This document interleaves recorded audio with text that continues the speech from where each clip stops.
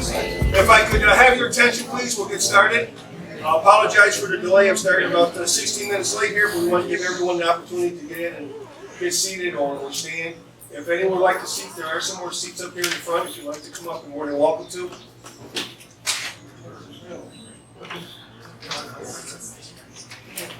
Welcome, everyone, to the Town of Fort Anne Board meeting for June 14, 2021.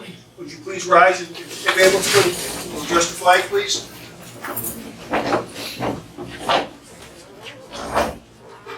I pledge allegiance to the flag of the United States of America and to the republic for which it stands, one nation, under God, indivisible, with liberty and justice for all.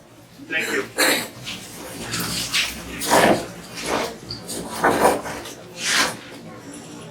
As we do at the start of all of our meetings, we'd like to take a moment of silence for those individuals that have passed away that were either members of the Fort Anne community or still are in the Fort Anne community at the time of their passing.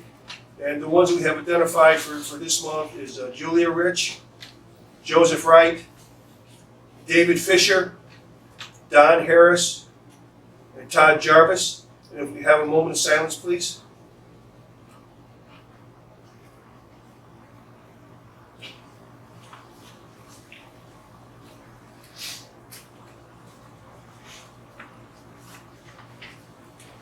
Thank you. We'll now open the regular meeting. And the first thing on the agenda is the approval of the meeting agenda itself. We'll have a motion to approve the agenda. So moved. So moved by Mr. Smith, seconded by Councilwoman Stark. Is there any discussion? All in favor, say aye. Aye. Aye. Opposed? Carried. Approval of the minutes for the regular town board meeting of 5/10/2021. We have a motion to accept. Made by Debbie, seconded by Michael. Is there any discussion? Any changes, amendments?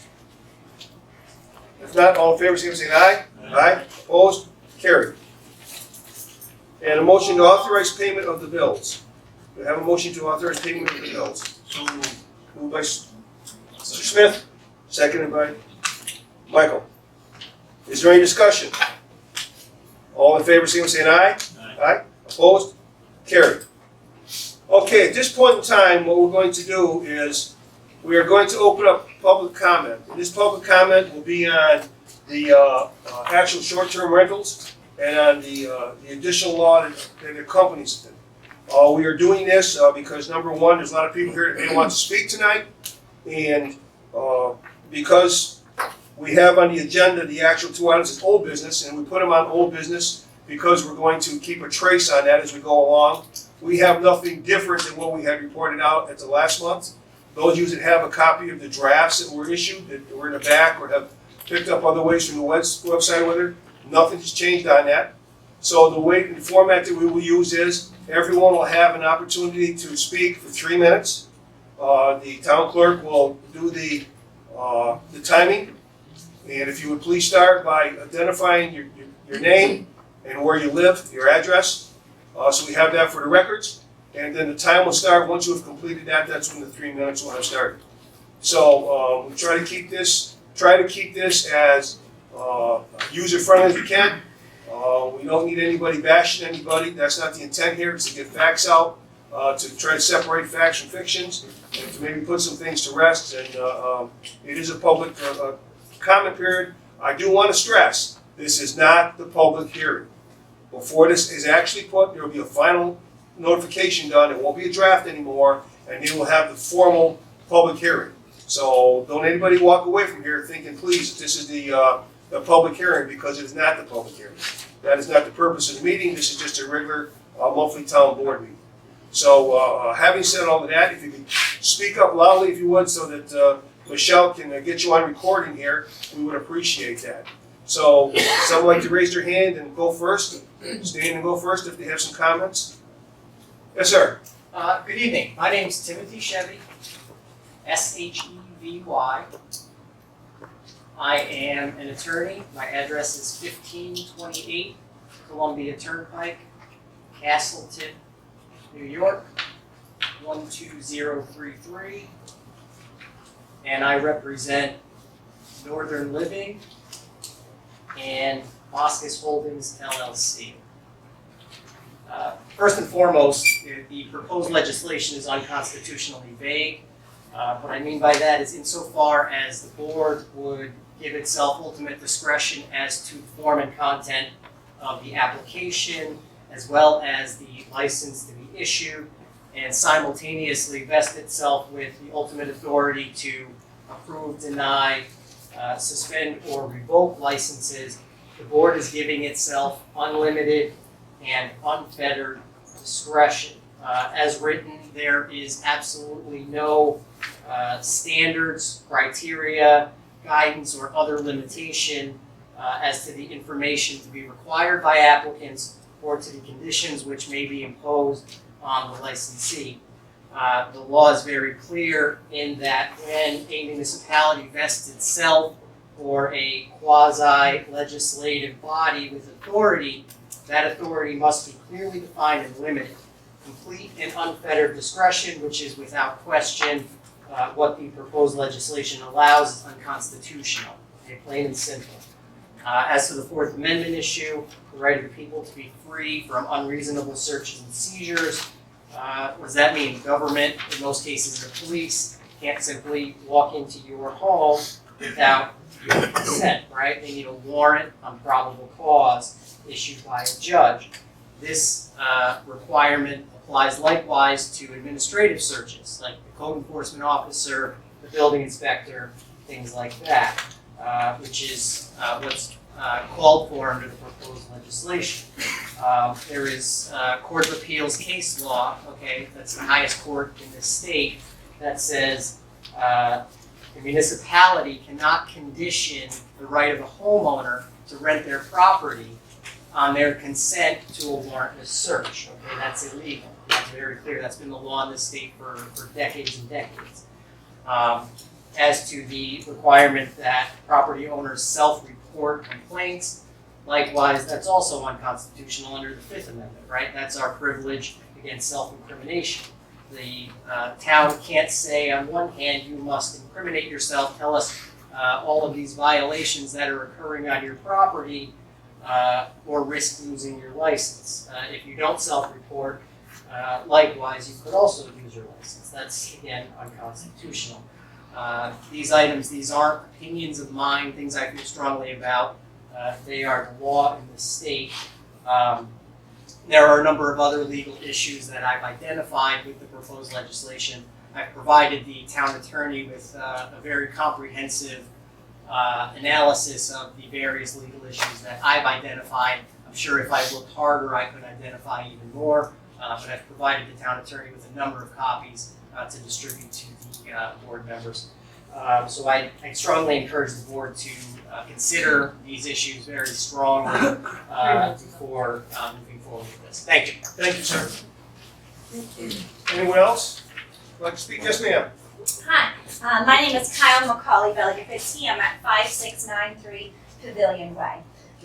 Members of the board, Supervisor Hall, I have called 40 on my second home since birth. See, my great-grandfather and great-mother, Casey, were one of the first inhabitants of Hadlock, back when it wasn't even a lake yet. I grew up on Hadlock, and in 2015, I was fortunate enough to purchase our year-round home on Hadlock. Why do I share this? Because I'm 40 and at heart, and I bleed cardinal red. I'm critically worried as a homeowner about this rental.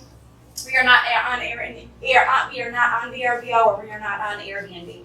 I'm also an attorney, and I too join my colleague, who I just met this evening, as I am worried that the law is overly broad and vague. As example, the definition of rental is vague and overly broad, as this law would apply to rentals when, and I quote, some form of valuable consideration is exchanged. According to New York State case law and precedent, valuable consideration may be non-monetary, so does anything that is valuable to both parties. Many of us have family members or friends that use or stay on our properties when not in use. My family often does. Often my friends or family make contributions to our home, whether it be flowers or food purchased, or other considerations like life jackets or toys for the kids. Under your local law and under state precedent, that would be considered valuable consideration and trigger an application of the short-term rental laws on my home and many of our homes here.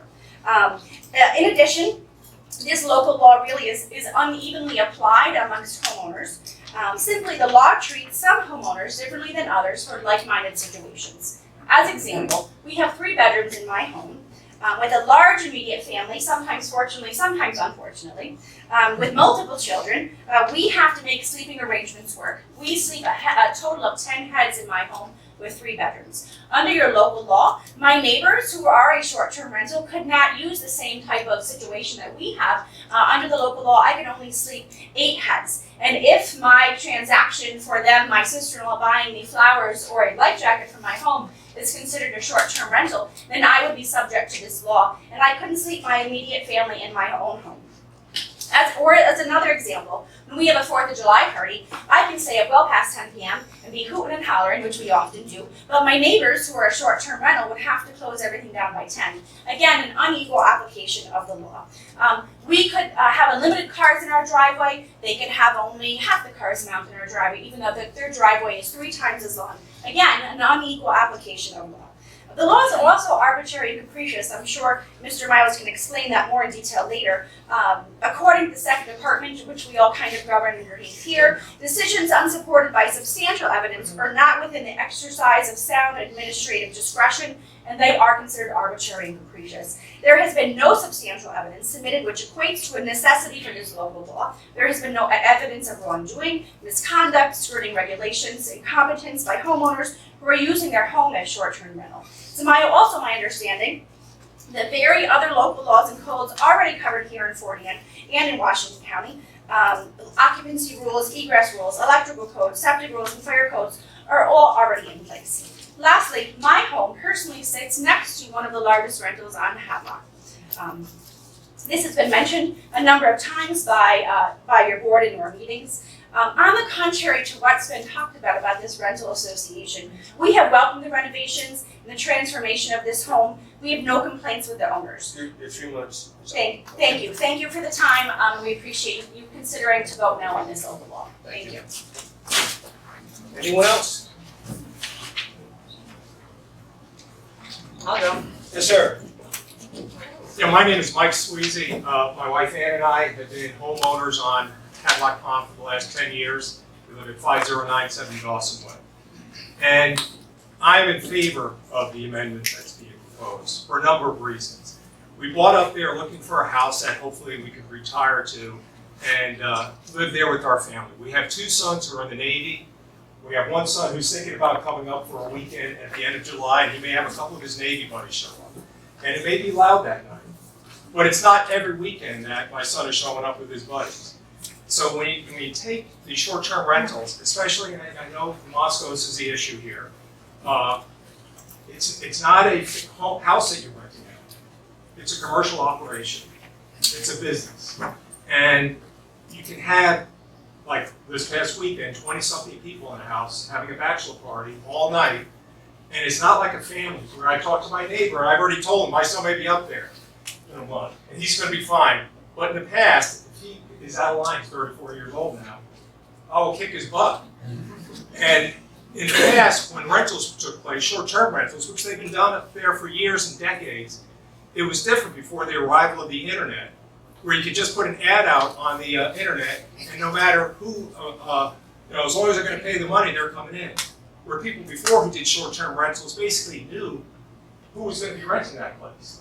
And they made sure that they took care of it. And they were neighbors, and they made sure that when those people left, they could still be friends with their neighbors next door who might have had to put up with a weekend of noise and activity. And I think it's possible that you need to come up with some rules. And these rules were not needed 10, 15 years ago, but they are needed now. The rule that's being proposed is very similar to the rule that has been passed and approved in Queensbury. It's word for word. I looked up on the internet. Athens has rules, the city of Athens. They limit the number of rentals in their community. They have very specific rules as to what violations are and what the ramifications would be for violations. What are considered to be violations? Excessive noise, garbage. The police have to arrive. They have penalties that are spelled out in their rules. The penalty is if you have 3 violations within an 18-month period, you may be subject to losing your permit for 24 months. those are things that I think may address some of the issues. I'm not a lawyer, that the lawyers have brought up to be a little bit more specific. I think you should do that. I think the time has come to put some rules in there. Airbnb, and I think probably some people who are short-term rental folks who rent out probably go through Airbnb. Airbnb remits to the county of Washington County, 4% for their rentals. I asked the comptroller of Washington County, does he get money from anybody else for short-term rentals? They said no. That may be something in the future for New York State law. But the issue here, we probably do need some sort of rules to regulate, and maybe not just rules, but maybe some issues or addressing in the zoning boards and the planning board. There's a risk associated with having too many houses, in my opinion now, in the hands of one person on that small little lake. If something bad happens to the Moscos family, somebody gets sick, somebody sues you, the business environment changes like it almost did last year.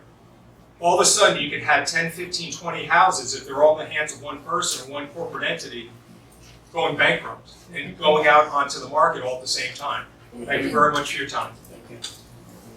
Any other comments? Yes, sir. I'm Mark Patterson. I live at 5073 Dawson Way. And when I looked at the rules, I said these rules are in place to protect private homeowners as well as the property owners that are renting. When I consider living right next door to properties that are renting, sometimes the concerns of the private homeowners are not being respected. In other words, when we have cases with very, very large parties that are going on, oftentimes we all want to have a good time and there's no issue with that. But there's also this concern that we as the private property owners have to call the renters to let the rental owners to let them know that there's excessive amounts of noise, that there's vulgarity that's going on. We live adjacent to two properties, and numerous times I've had to go to one property at 1:30 in the morning with people screaming out in the middle of the lake, and it's clearly outside of the hours that we should say, hey, you know what, this is just being respectful to one another. Another property you can call and have a response very quick, that's great. But again, my job should not be that I'm out there needing to police these properties. We should have some rules in place. As was just mentioned, many other towns already have these policies and procedures in place. I don't want to argue about how much the penalty is, because in fact, if your renters are doing their job as far as following all your rules, being respectful to the adjacent property owners, then there shouldn't be any reason that you're worried about getting a flurry of penalties. So go out, enforce the policies and procedures. Just because we're a bit behind from other towns that have gone through and put these short-term rental agreements in place, doesn't mean that we should say, well, because people are feeling like it's imposing a restriction, it's imposing a restriction to try to help prevent the quality of life being destroyed for people who are the permanent residents. It should not be that we are going out and having to be subjected to so many distractions and wondering sometimes, is this going to be a great weekend where it's going to be calm and peaceful with a nice family, or is it going to be a bachelor or bachelorette party that's going to be out of control with a bunch of drunks who are oftentimes hurling obscenities at all hours of the night? And someday, people will have children around and you'd say, this is not the type of environment that we want as a community. Thank you, sir. Ma'am? I'm his wife, Kathleen Patterson, same address, 5073 Dawson Way. And first of all, I want to thank the board for doing this. This is your job. You're here to serve us, the residents, business owners, property owners of Fort Anne. So thank you very much. And this is something that should be considered. If you look at Lake George, Lake Placid, other communities that have similar amenities to Fort Anne, which is a beautiful community to live in, they all have rules, laws in place that address everyone. And this law, as I'm reading it, I do this for a living, I build in codes and laws, and I just spent the whole day reviewing huge laws in New York State.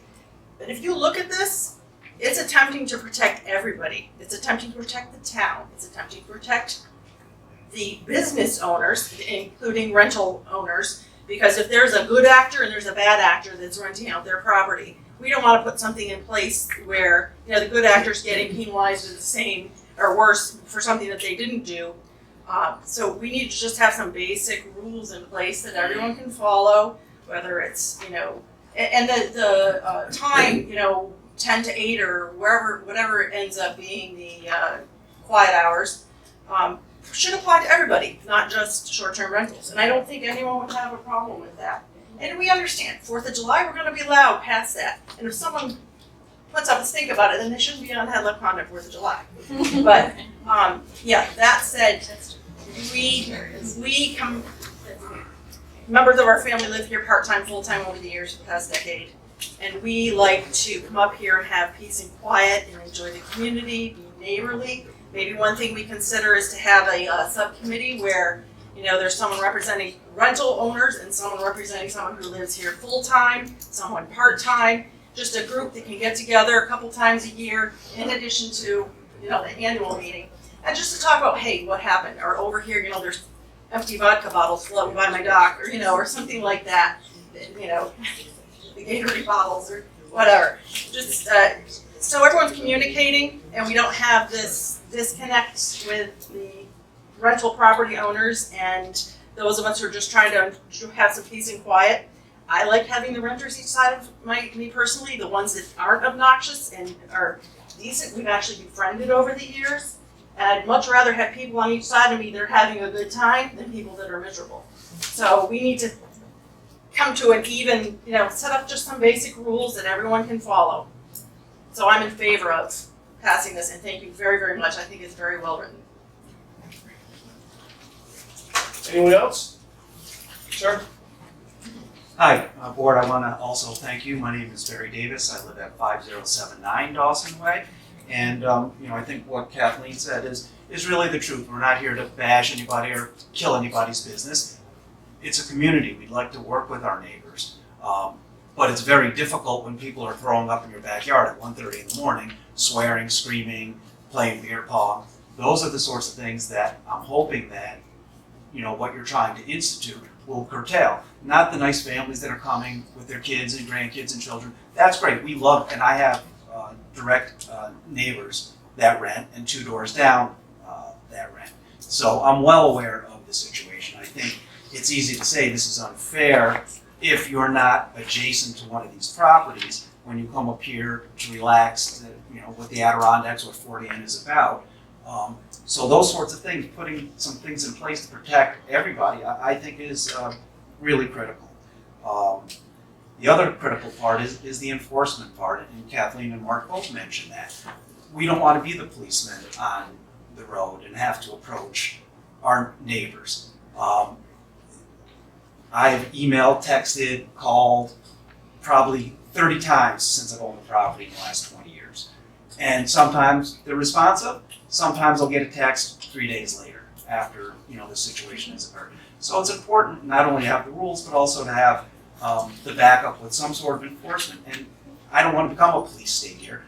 I would like to have a communication with the people that own the properties, and hopefully, you know, they're receptive to our concerns. So, you know, that's really what I have to say, and I, you know, appreciate. I do support this bill. I'd also like to say I have rental property, and it's not an easy business, and, you know, dealing with tenants and things like that. But if you write things into the lease that require them to behave a certain way, and if they don't behave a certain way, there's a penalty. I'm sure all of these rental people, I know I collect a security deposit. If it's written into the lease that if we get a complaint while you are staying at one of our properties, you are going to be responsible for that, you know, that charge. It shouldn't be passed on to the owners of the property who have no clue what's going on. It should fall directly on the people, and you know, that are renting there. And I think that's the best way to enforce it, is when they know they're going to be penalized monetarily, I think the behavior will change a little bit. Thank you, Board. Thank you. Sir? Yes. I'm Eric Ambrosino. I live at 3230 Eastside Way. I'm originally from Queensbury, New York. Never thought I'd have property. We'd be lucky enough to have property in Fort Extraordinary. I'm very grateful that I do. I rent out my home as a retirement home, and I try to cater to families. I'm opposed to the law as it is now, or the draft written now. I think it's far-reaching. I don't think there should be a permitting fee, and I don't believe that there should be scenarios where they're limiting short-term rentals to laws that are not applicable to me as an owner. If I come up here on the 4th of July and I bring my group with me and I decide to play jam with my band, it's 4th of July kind of a thing. Hopefully it's a happy thing. It's not every single night. That being said, the rules do have some interesting things that are safe and I think are good. Working smoking detectors in each room, 2 operational fire extinguishers readily available, okay? A CO detector. These are things that protect the renters as well as the homeowners. So I think we need to find a happy medium. As it's written now, it's far-reaching. Obviously, the attorneys look at that, and there's amendments, and there's they mentioned all the legal stuff. So I think there should need to be a happy medium such that we can enjoy our properties as a homeowner myself, as a retirement community person, also as a person who wants to rent his home and share it with my friends. And I do go through an agency, VRBO, and they have rules of their own that they need to have instituted before they come. I interview every single person that comes to my property, number 1. Number 2, I have a minimum age limit. I do not let anyone less than 28 years old come up there. I've heard the bachelorette parties, and I'm like, oh, I don't allow events. You can put all this into the website, so what you do allow, what you don't allow. So I have not had an issue in the last 4 years that I've been renting, and I'm happy about that. So I'm just trying to keep it low key, but I do want to respect the people that are living here year round, as maybe might be myself in another few years, because I am retired, coming from Connecticut, and I thank you for your time. Yes, in the back there? Sorry, sir. Bill Johnson, 410 Hadlock Pine Road. So I fully support a person's right to occasionally rent out their own home, and I'm 100% opposed to anybody operating a professional business in a residential neighborhood. I think this law is the right idea. I think it needs to have much greater teeth against professional operators. The Moscos have bought nearly every property that's come on the market in the last several years, and they're completely changing the nature of the community that we live in. And they're operating out of a residential neighborhood. I'm gonna let other people speak to the 24-person rentals and the trash and the noise and the parking and the septic, and I'm sure other people have better prepared statements than me on that. My point is, most of these people here, I'm guessing, are here because you got everybody all riled up with your signs and all your other things. And you are attempting to use people that want to occasionally rent out their home as a shield against a professional business being operated in a residential neighborhood. Those are not the same thing. Your sign says, "Keep your hands off our homes." You don't own any homes. You have hotels. So, I think a lot of the people here that came thinking that the town is potentially overreaching needs to think about, do you want to live next to a hotel? What's going to happen when both houses on either side of you are professional renters every single weekend? Every single week. The other thing is, businesses have different sets of rules than homes. I'm a business owner, there's different sets of rules we've talked about smoke alarms and exits and other things, and anybody in the fire department's can attest to that. A place of public assembly has to have different signage, a hotel has to have different sets of rules. That exists to protect the people and the homeowners. Sir, the 3 minutes elapsed. Oh, really? Thank you. I see a hand in the back? Yes. Yeah, my name is Jessica Graves, 7309 State Report, Fordham. I'm also a property owner on Hadlock Pond. And I'd like to kind of spin off what you just said, that a lot of people are here for the overreach, but I feel like a lot of people are here because of what they heard at the last town board meeting. And I mean, everyone here is complaining about noise and dogs and everything. That last town board meeting was strictly money. That was all that was heard at that town board meeting. It's my understanding that there's nothing written on file, any complaints written on file. So I would suggest, my suggestion is starting there with complaints, because we're making all these big changes and there's no written complaints on file for this. The Northern Living, I know, has not been contacted with any complaints from the town at all, and you would think that's where it would start. I enjoy my summers on Headlock and I don't think it's fair that rental properties have to abide by a certain set of rules and all the rest of us on the lake don't have to apply by the same set of rules, because I, for one, have never had any complaints or issues with any of the Northern Living properties, and I know a lot of residents on that lake are a lot louder than the rental properties there. So I do think it affects the people with the short-term rentals as well, because, well, you said it's a commercial business and that's what they're affecting. It affects us who rent our home periodically as well, because we're gonna have to abide by those same exact rules that they're gonna have to abide by. So it affects us all, I feel like. Thank you. Anyone else? Yes, ma'am. My name is Taylor Thorne. For those of you who do not know me, I'm a 1391 Tripoli Road, Fort Anne, New York. For those of you that do not know me, I'm a 2017 Fort Anne graduate and I currently live in Fort Anne. I spend most of my free time at Headlock, and aside from my primary job as a physical therapist assistant at Glenn Close Hospital, I also work as a social media manager for Northern Living. Most of you know that my late grandfather Richard was the mayor of Fort Anne for 43 years and devoted his life to this community. He always told me to fight for what I believed in and to always try and better my community. Majority of you probably have seen my name on social media. I am the one who created the petition, and I am the one that created the Facebook group. I did this for many reasons. One, I think it is important that people know what is going on. Two, people should know exactly how this is going to affect them. And three, I am in total disgust for the video I saw regarding the last town board meeting and how Northern Living was targeted. I've never met someone more devoted to her job than Caitlin Moskos. She goes above and beyond, making sure she exceeds all expectations from her guests, her neighbors, her town, her family, her friends, but most importantly, the law, and everything has been up to code. She took a chance, built a business from scratch, and did everything the right way, yet some still complain.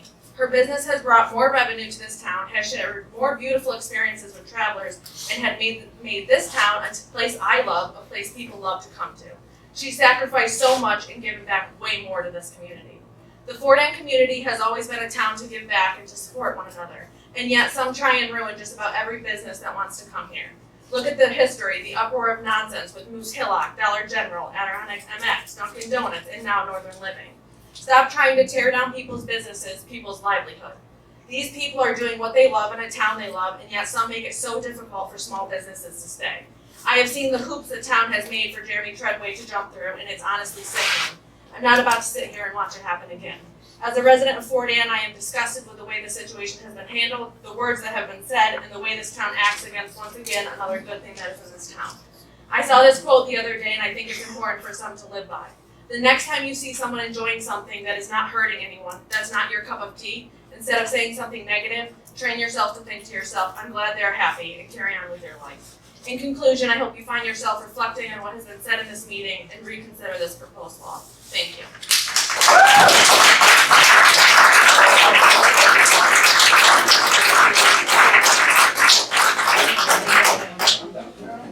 Anyone else?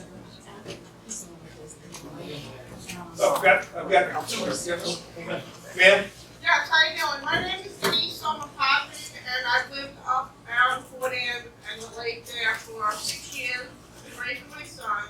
And this is the first year I decided to rent out my home. And I feel it, why? Who has the right to tell me how many people? I've seen people up there, my neighbors, and they've had 30 people show up in their house. You're gonna tell me how many people I'm allowed to rent out my house still? You know? I mean, it's like it's gonna affect everybody. It's gonna affect me, it's gonna affect everyone. She's saying it right. I mean, tell me how many people. I mean, I have a number. So I rent out my house and I want to go, and I only allow 7 people to rent it out. And age, there have to be a certain age. Well, yeah, I mean, I've had people where there have 7 people, and they're all family members, and my one visitor couldn't pass to park their car. You know, I start renting out my house. Quiet, please, thank you here. Thank you. You know, I feel like if it's going to affect me and I choose to rent my house out to somebody, it's gonna affect everybody in a way. Not just me, because this year I decided to rent my house out.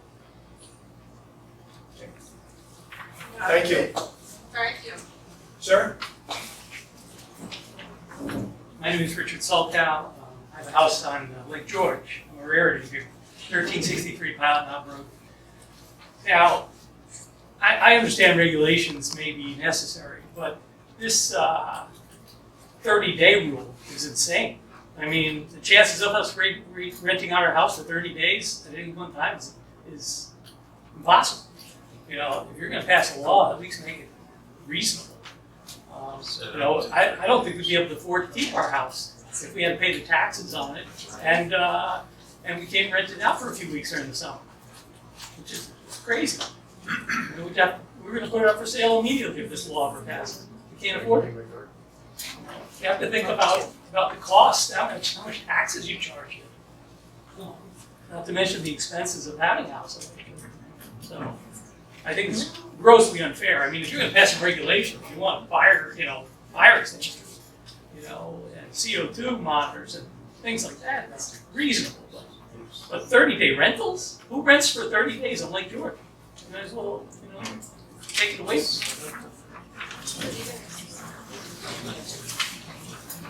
Yes, sir. Robert Griffiths, I live up on Lake Nebo Road. So I really don't have a lot of issues with what's going on, except for I am a foreign resident. I looked at this draft, and it is a draft, I understand that. A lot of the language was lifted from the state sanitary code for temporary residences, which is, you know, been around for 40 years. Okay, some of it's different. It's not only Fort Ann with skin in this game. It's the APA has rules and regulations that would affect. If you look them up, they're there.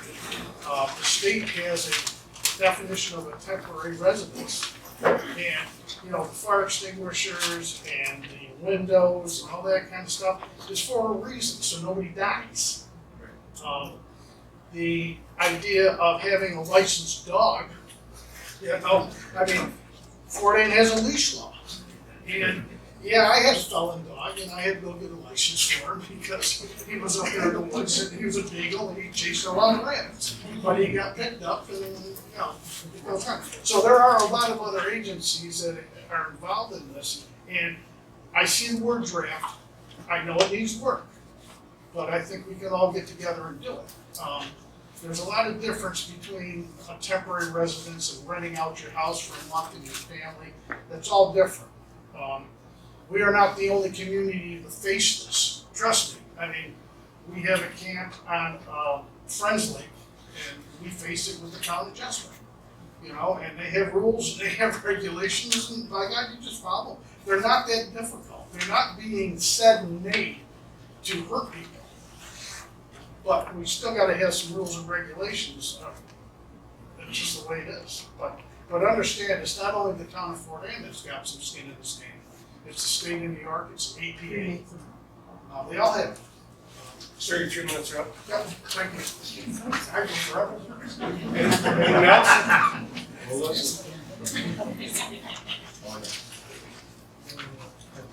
Anyone else? I'll go. Yes, ma'am. Shelby Paulson, 387 Headlock Pond Road, Fort Ann. Thank you for allowing me time to speak on this matter. While I have so many questions, my main question is why? Why are you imposing this law? Although it is clear that some of the board members are targeting one specific business, I want to know why. Why now? My honest belief is that there is no good answer, but I'd like to give you the opportunity to prove me wrong. This proposed law affects me in many ways. For one, I'm an owner of a camp on Headlock, one of 8 owners, also known as one of the Northern Living Facilities properties. It took 8 of us to be able to afford a home in the lake. 8. One of the biggest helps of owning this home has been renting. Please know, we don't rent to make money. We simply rent to cover costs, bills, taxes, insurance, and so on. Without this, it would be exceedingly difficult for us to own a camp where we spend all summer making memories. A place where my husband and I decided to do this with the rest of our family, so one day our children could do the same. We aren't the only ones. I know many people that rent on the lake. That is the only way some make ends meet. Washington County taxes are extremely high, one of the highest in the United States. It is ranked 181st out of 3,143 counties in the country. Therefore, Washington County is in the top 10% of the highest taxes in the entire country. This law will only increase taxes. Taxes will need to be raised to enforce all these regulations of this proposed law. With that said, it is also very interesting after hearing the town board mention Northern Living assessments numerous times in their recent board meetings that our camp, also known as a Northern Living property, had an increase of 25%. 25%. Let me make it clear that this home structure has remained the same since it was built by the previous owners. And the last improvement listed on the assessment was in 2018 of a small shed. Yet, you want me to believe this law isn't being created to target Northern Living. Upon further research, I also found it interesting that not one of the town board members' assessments had been increased, nor many others in the town for that matter. This is a complete injustice. For that reason alone, we plan to rent our camp. However, implementing this law with an extremely high proposed registration fee will make it very difficult, especially since other towns like Queensbury, where a similar law is implemented, has no registration fee. Our office spoke to the town of Queensbury today to confirm, especially when the only reason for the fee being nothing less than $500 per home per year is, I quote, "They are definitely making killing on it," end quote, or because, I quote, $500 up there is pennies, end quote. Neither of these are valid reasons for implementing this law. Secondly, I work for Northern Living. Ma'am, it's 3 minutes is up. Thank you. Anyone else? No. Good. Yes, sir. My name is Bruce Moskis. Some of you seem to know that last name a little bit. I'm not the hierarchy of this thing, but I do know your attorney. I do not know this attorney. I sat as a judge in this state for 36 years. I listen to some of this and I look at it. There is a tremendous amount of what I say overreach. You have the state of New York, you have the county of Warren and Washington, you got this village of Fort Ann. There are rules and regulations, the APA. I am sure every one of those rules that they have, my son and his wife have abided by. Now you come along because you got a couple whiners and criers, and that's what you are, decide that we don't want people next door making money. But that happens to be the nature of the business. Now, if you want to regulate it, I came from Saratoga, where 4 weeks out of the year when I was a kid, everybody rented their house to somebody for the track. We live in Cooperstown. They bring in tens of thousands of people for the baseball camps, and everybody moves out of their house to rent them. And there's no major problem. I'm sure if anybody called up and complained that somebody was making noise, they would fix it. But for the years that I've been on this lake, there have been fireworks going off from 1st of June to the end of September. So 1, 2, 3 o'clock in the morning. Have I been here complaining? Hell no. It's just the way it is, and some people have to understand. That's what happens. Have a good day.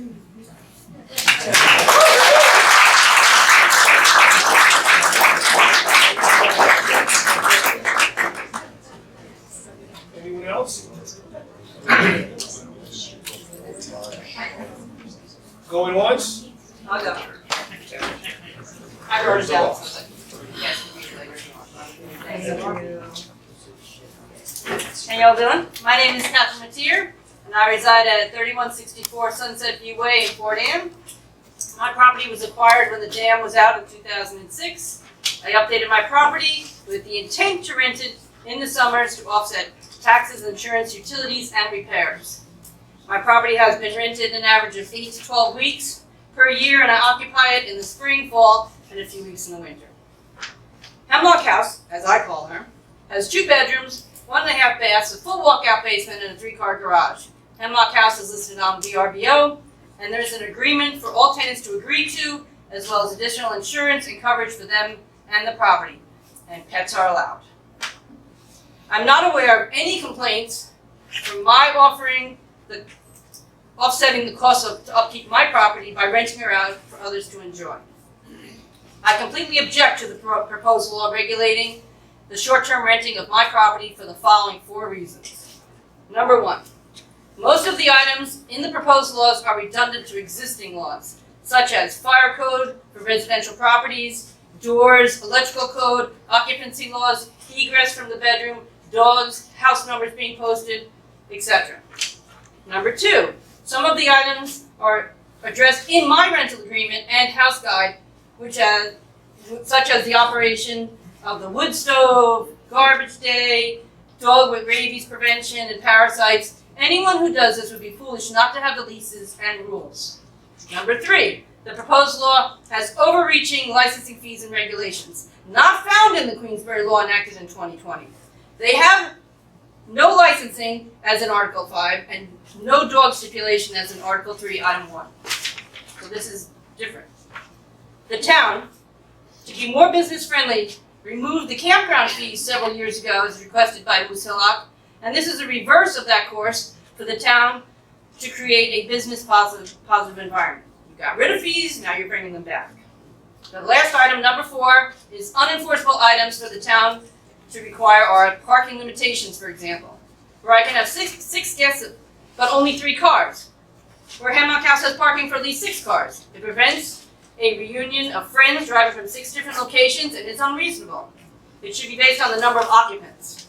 Also, the town tried to pass a sound law recently, and it was not approved for many reasons. How will enforcement know if I'm using the property or short-term rentals? How is it fair that I can be sitting around a campfire laughing with my friends at 10:30 p.m., but my rented neighbors have to be quiet? How do you define quiet?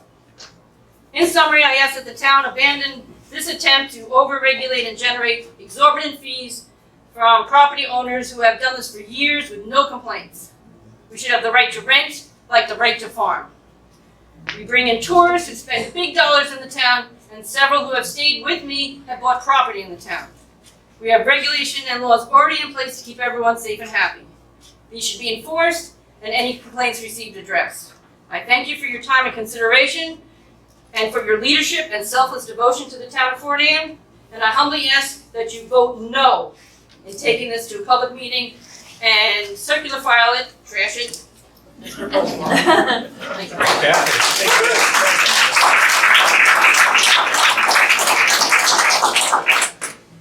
Do we have anyone else?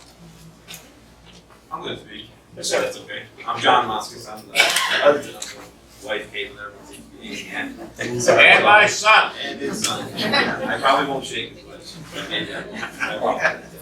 Okay, so complaints. I agree, we've got complaints. Benny and Bill Bailey have given me 5 complaints over the last 5 years. 1 was this past Saturday. Okay, I fixed it in 15 minutes. It was noise. Yes. The Pattersons, right there. They've given us 4 complaints. 2 were noise. 1 was a boat that was on the wrong side of the dock. I apologize. They also did try to turn us into the state. No big deal. And the county. No big deal. That was when we were building the house. We had lots of fun with that. Barry Davis. Never heard from you. Don't even know if I've ever met you before. I actually texted you and talked to you on the phone. Maybe we did. But was it for a complaint? Yes, the road. The road. Speed on the road. And we responded, no? No. We didn't respond. Didn't respond to the text. We talked. No, you responded to me Okay. and said, thank you for letting me be aware of that. Okay, so like you just. So he But responded to your He complaint. responded, but it hasn't been addressed. It has been addressed. It had been addressed. All of our rentals know that they have policy. I'm not arguing. I'm saying. I'm not gonna argue with you. We have to. It's not the purpose of this meeting. I know. In the hotel comment. I understand the houses get rented weekly and or weekends. You know, it's not trying to hurt anybody. If, you know, and I get this complaint that we had this past weekend, I get it. And we had 20 kids there. They weren't kids though, they were in their 30s. And they were having a bachelor party, yes. It's the first time they've been together in over a year. So I'm sorry to say they got a little rowdy from 3 nights in a row, but I didn't know about the 3 nights in a row. I fixed it the night I was told. And I'm sorry you had to tell me. And it took me 10 minutes to get there and the time was done. They were done. They were in the bar, they were in the garage, and it was quiet. We're not trying to be the bad guys in this town. I work my ass off all the time. Anyone will tell you if they see me driving that white truck around that lake anymore, they'll probably want to kick me off the road. I put more potholes in it for them. But we're not trying to be assholes. I'm sorry to use the language, it's bad. But, you know, I'm just, you know, we're not. We're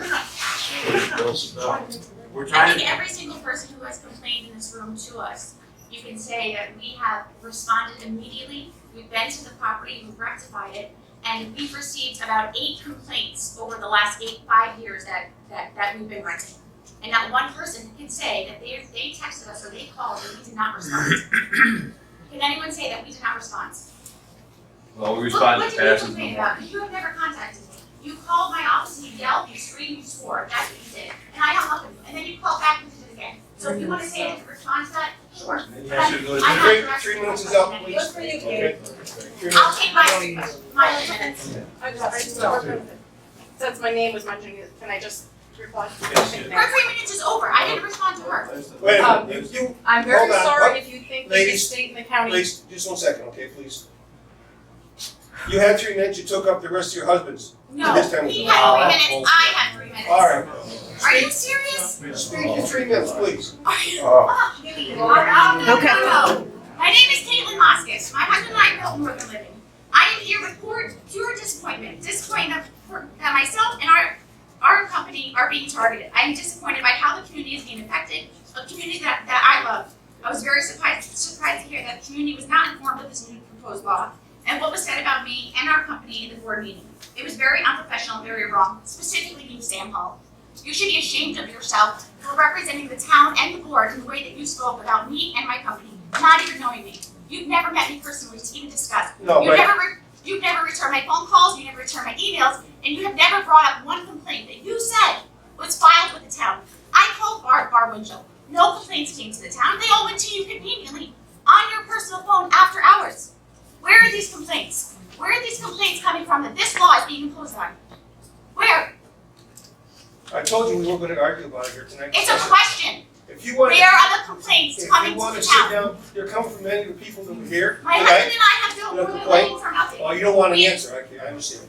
If you want to take your 3 minutes, answer. No, go ahead. Go ahead.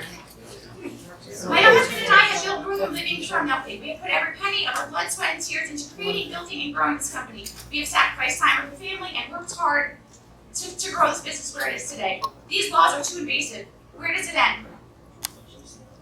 They would be subject to a person entering your property without investigation or warrant. They would limit the number of guests per bedroom. Where are the rights? What is happening here? Now, Sam, at the last board meeting, I'm not even reading this because I'm so aggravated. At the last town board, and you called me the Wild West. Okay? I didn't call. Yes, you did twice. I didn't call You you. can talk after me. I'm speaking. Please let her speak, it's her 3 minutes. Okay. Thank you. Thank you. Thank you. We have done nothing, but there's been no rules, no regulations. We have a very strict rental agreement that includes all these. We check for cash, we check for rabies cards. My husband is, we have cameras everywhere. We go and we regulate all of these rentals. Yeah, sure, there's a bachelor party here and there, but guess what? I was at a bachelor party at one of my old properties last summer. We have families coming back years to years. These kids are growing up on Hadlock. We have invested thousands and thousands and thousands of dollars into Hadlock, raising everybody's property values, not just mine. This is a community thing. Where is this coming from? There has been no complaints until you conveniently got on the town board. That's not true. It's not true. It's very interesting, and all you're talking about is how much money you make. Yes, I make a shit ton of money, but guess what? I work my ass off to earn it. I didn't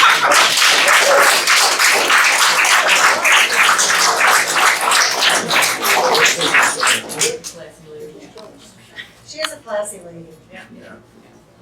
Anyone else? Yes, you can. I don't ever remember calling the county or the state, and I'm very sorry if they did, because, that was not the case, and there must have been a It was misunderstanding. Washington County. Nope. It Did was I ever- Washington County in 2018. You wrote a letter, you read a letter. Meeting, ladies, I swear I never, anyway, to your benefit, you're right, anytime, I think we've called you, you're right, we've called you twice that I know of, and each time you've immediately responded, so kudos to you. I have to say, with renters on both sides, only one of them is Northern Living, and you're right, they should not be singled out, everybody should look at every renter, and everyone should be on even playing grounds. The majority of issues that we've had have actually been on the other side, and it's ironic that, I mean, maybe if everyone kind of peacefully and amicably talked about this instead of getting confrontational, maybe try to be a little bit more like your husband, and we can all get along and get things done. That's awful thing. That's an awful thing. Yes, it is.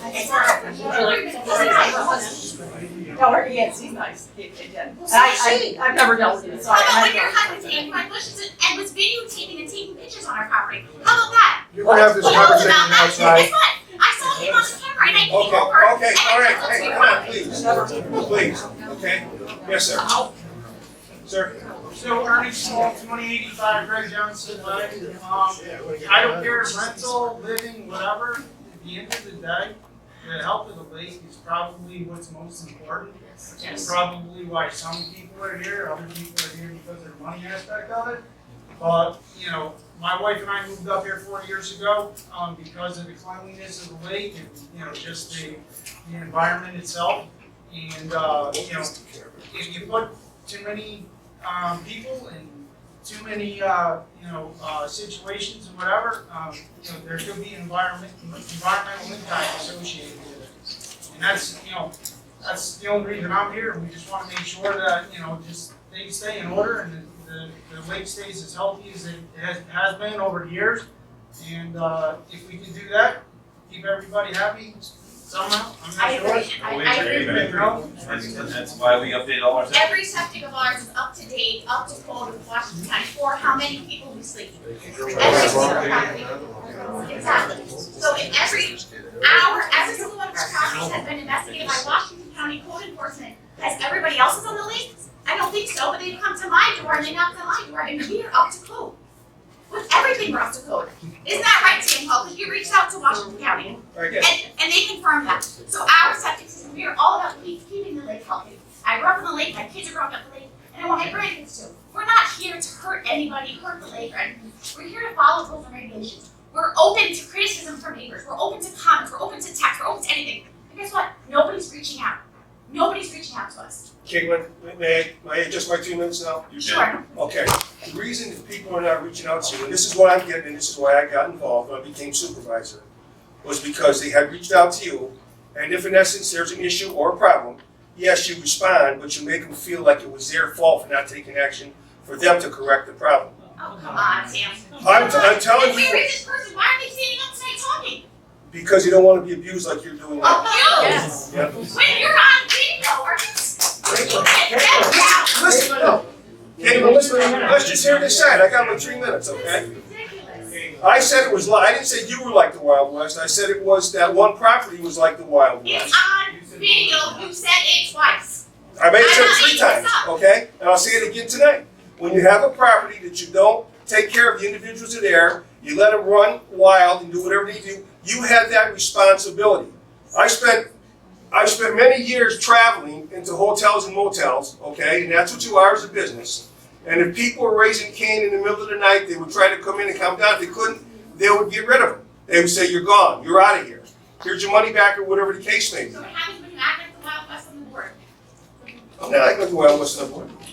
You're saying. Caitlin, it's his 3 minutes. Please sit down. You're saying comments, not backing them up.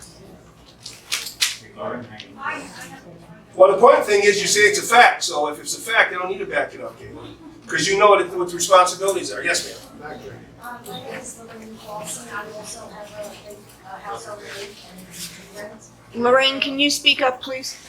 Yes, I also have a camp on the lake that I own with my family members, and we do rent a few times a year to pay for the taxes. However, I've been on that lake for years and years and years. I, as an owner and somebody who loves the lake and hangs out with a lot of the people on the lake, we do have fun on that lake. We do party, and sometimes we're all up pontoon boats up at 1 o'clock in the morning, riding around that lake, having a good time partying. Why is it allowed for us to do, but why is she getting the blunt of these renters doing that? Has anybody ever been to Airbnbs before? Have you guys rented Airbnbs before to go have fun on vacation with other people? You're in other people's homes doing the same thing, okay? We can't control other people's responsibility, just like we can't control our neighbors' responsibility. Some neighbors are good, some neighbors aren't. We can't control these renters that are coming in. She do everything possible to make sure that they're gonna be good and abide by the laws, but she doesn't know if they're not, unless somebody is calling her specifically, not calling you at home after hours, and it not being written in the town that there's a complaint somewhere. My point is, yes, we are trying to keep this lake safe and healthy. We all love this lake, but the owners of the properties on this lake have just as much fun, if not more, than renters do on this lake. Loud noises, music at night. I've been there myself. I've done it myself with my family over the years on the lake. Why is it that they're targeting Northern Lake? Why? Fireworks all hours of the night. Fireworks all hours of the night. And my camp, I get them all hours of the night. I don't touch it. I'm waking up my grandbabies. Do we come in and complain about every little thing? Come on, guys. Let's get together here. We come together as a community when somebody needs help. We're all out there. Northern Living donates thousands of dollars to people in this community that need help. That's okay, right? Let's all come together and do this instead of bashing. We all love this lake. We're all here for the same reason. We're not here for money-hungry people who want their hands in somebody's pocket.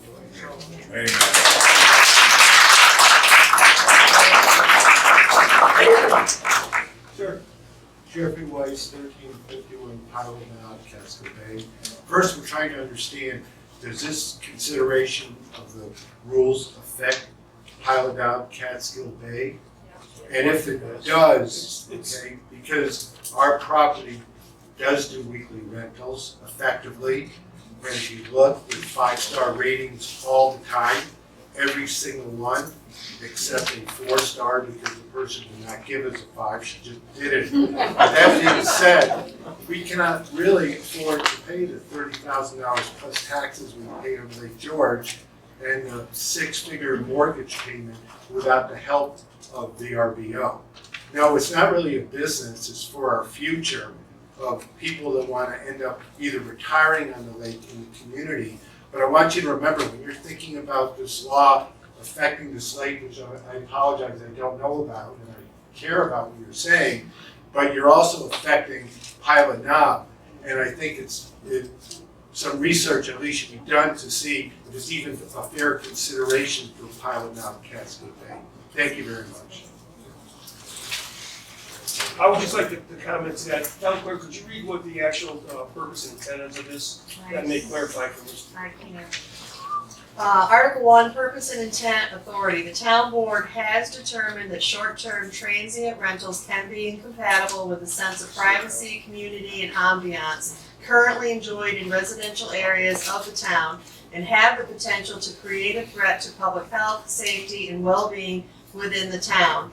The board also recognizes that short-term rentals can attract visitors to the town and can provide an additional source of income to town residents. This local law shall apply to the whole town and is intended to regulate the commercial nature of short-term rentals and transient guests. Accordingly, the board wishes to provide regulations to protect against adverse effects of this use while allowing it under appropriate circumstances. This local law is adopted pursuant to New York Municipal Home Rule Law. So in essence, it applies to the whole town. So you're right, so then I have a concern. Yes. If I may Yes. speak. Yes. Is there anyone else? Yes, sir. Mike Dorn, Great Elm Nursery. I've been here since 95 or so. I have a rental someplace else. I didn't buy it in that long. I've been renting it for 12 years.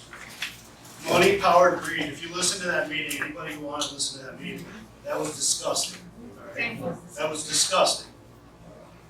You can't afford the litigation that's gonna happen out of this. Your taxes can't afford it, you can't afford it. That's what's gonna happen. I've been in a 6-year battle with Fort Ann School District. I won, and they're appealing it. And we're gonna win, because I won't quit, okay? You can't afford what's gonna happen litigation-wise. The lawyer can nod their heads, the judge can nod his head. Everybody makes money except your taxes. So get a grip, get along with your neighbors, because it's not gonna turn out good. 7 properties can afford to litigate the shit out of you.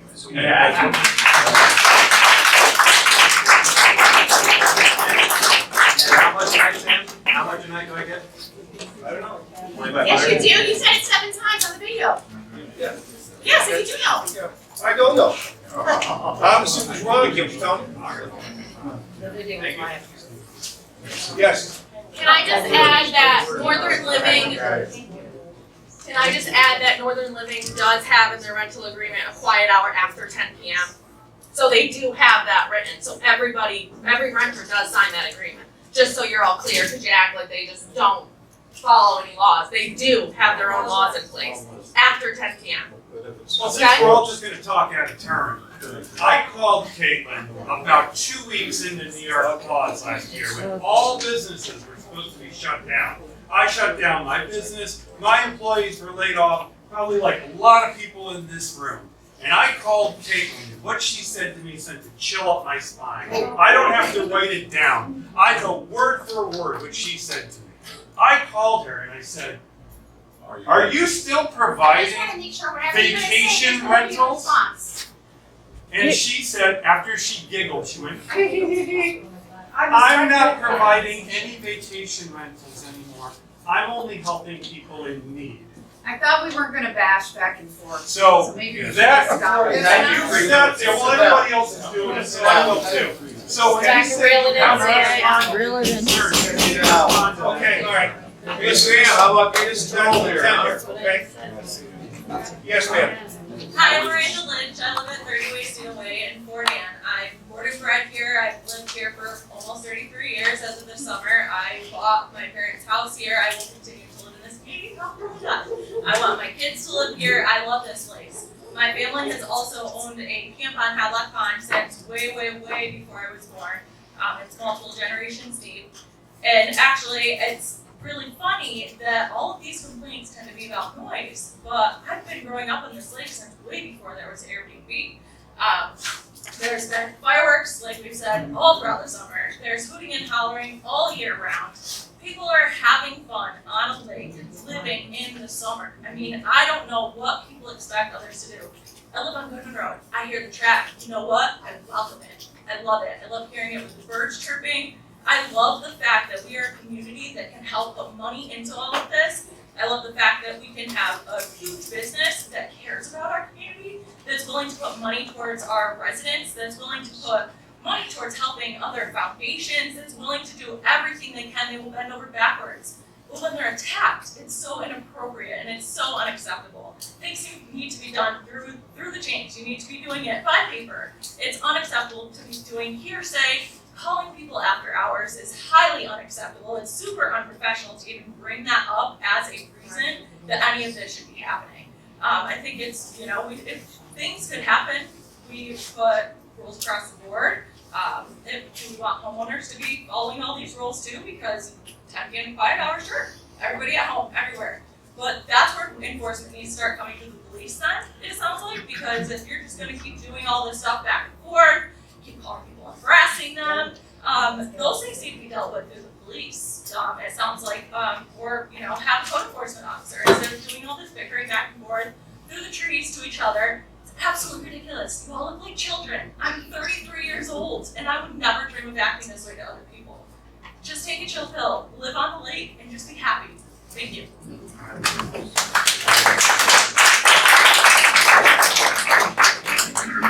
Anyone else? Going once? Going twice? I'll speak. Yes, sir. Lyle Washburn, Red Johnson Way, 2079 Red Johnson Way. I've been on Hadlock for 36 years. I'm 36 years old. Hadlock has deteriorated in the past 36 years. I live in the Bay. It's completely infested with weeds. That's a separate issue. Your business, I respect you guys being in business, doing your business. You live on Dean Road, so you don't. Your business doesn't affect your quality of life. Okay. So we have issues with property owners. Obviously, the biggest one is noise. Saturday morning, I had my 2-year-old son down by the water using my own property, and I was hearing swear words across the lake. We all know on the lake, what is this travel? Something awful. So, you know, for him to hear swear words at 3 years old finally affected my quality of life on my property. That's really my only complaint with your business is the noise. I don't want to see anybody get hurt. I know of a personal story of a guy last year that rented, took the canoe over 2 in the morning. Luckily it was warm, we got back to shore, no big deal, very nice guy, met him. I think he actually bought a place up there, but lake quality, like Ernie said, our pay is absolutely horrible. We pay the same amount of taxes you guys pay for those beautiful properties on the rest of the lake. We have the same weed. Yeah, so that's it. I mean, it's just, my family is just a noise issue, but I 100% support small businesses. Just maybe we can address that. Yep. That's it. Thank you. Hi, I'm Bonnie Graves. I don't live on the lake, sorry. But I do rent my house out now, and I'm thankful for Kate, which she taught me how to do it. I feel a lot of money, which I don't care who thinks what. It's not a lot per case, but I'm extremely happy that I can do it, and I still want to do it, and I feel it's overreach. Who is to tell anybody how much money they can or cannot make, or if you buy a piece of land, what you can do with it? Extremely unconstitutional, and I strongly feel that way. And I don't really care for a lot of people being mean to Kate. They don't even know her. She is very sweet. John is too. They are very kind people. And everybody that works for her, you guys realize the people that work for Kate, how many people she's employed? So many people. And anybody that wants to be catty here, fine. You have to look at yourself. You look at yourself in that lake. Look at yourself in that lake. Who are you to tell her what she can or can't do? That's my opinion, and I'm going to stick with it. Anyone else?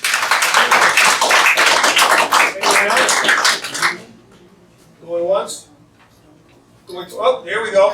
Yeah, there we go. Okay. Yeah, well, I can't count past 2 anyway, so that's good. Tony Deere, 45 Lake Nebo Road. 40 years I've been here. I drive school bus here 30 years. I love my job. I love the kids. And I'm going to tell you one thing. The way that people are treating people here is what would not handle at all on my bus. You are the same in the front of the bus as you are in the back of the bus. Nobody's different. Everybody should be treated the same. So if you're going to make these rules for one, it's going to happen to the grandmother that can't pay her taxes, is going to rent out a house for 2 weeks to make up the difference so she doesn't lose the camp she's had for the last 40 years. It's going to be very hard for a code enforcer or anybody to do these backdoor rentals to maintain who's renting and who's not. Because not everybody goes through Airbnb. Nobody goes through the internet. I mean, people go through word of mouth. You're never going to catch them because they're going to hand that guy $500 for the week or $1,000 for the week, and nobody's going to do anything about it. But is it fair to the people who have it out in the open and know what's going on, and other people know what's going on, so you get to target them? I don't know how you're going to make it fair for everybody that rents, whether on the lake or my house. When I die, God knows when that'll be. But when I die, my kids will rent it or get rid of it. But if they want to make money on it and share it, now they're going to have to go through everything else because you're going to make this law now that's going to affect years down the road. So you gotta look at the big picture, people. It doesn't always affect you right now, but there's a good chance it's gonna affect you later. And you have to be nice to people. Because if you can't be nice to people, you shouldn't be up there. Nice is the first thing, because you're never gonna make it if you're not nice. Thank you. Yes, sir. I'll finish my 20 seconds. There was an accusation made against some renters about stealing a lawnmower. Now, I'm not sure I could put the whole story together, but I was at the airport where some people got off a private plane and were renting from my son and daughter-in-law. I don't know where they were renting or what. And they had a dog. And I'm sure that dog was better taken care of than most of the people in this room. Or they wouldn't be flying private jets. The other thing is, if you did a forensic dog count in this town, I guarantee you, and it's a civil offense, you can't make it criminal, so you'll probably find 1/4 of the dogs are not licensed or vaccinated. So you gotta pick on somebody who has the wealth and the money to bring a dog and take care of it at a place that costs a little bit of money. It's not going up and building a tent up there in Hocktown. That's it. Thank you, sir. I just want to apologize for getting overtempered. My husband and I have put our blood, sweat, and tears into our business. We've been in this town for 15 years, and we have taken a beating from certain neighbors, specifically. No, I'm not going to lie. Wayne Vaughn, Mindy Wilson, Penny and Bill Bailey, and Sam Hall. I apologize to the board, except you, Sam Hall, and I apologize to anybody else for being loud. This has been 10 years in the making of everyone trying to beat us down. We donate first, we have fundraisers, and we support every single one. Mike, when your son was going through with his, it was so bad she's doing well. I was the first to donate. I don't know you, you know what I mean? I don't know anybody to donate to.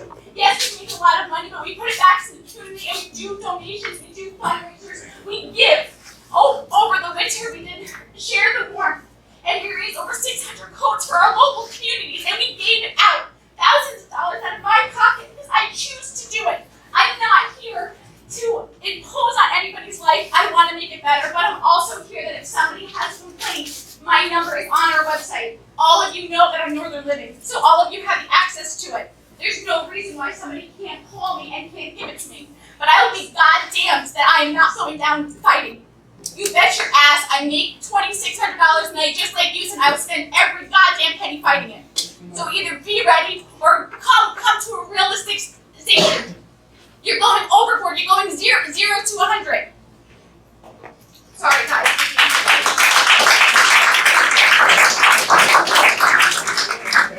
Anyone else? Once, twice, gone. Anyone that would like to stay for the rest of the meeting is more than welcome to. I know you're here for certain things you want to require at one time. Thank you for attending. Thank you for your input.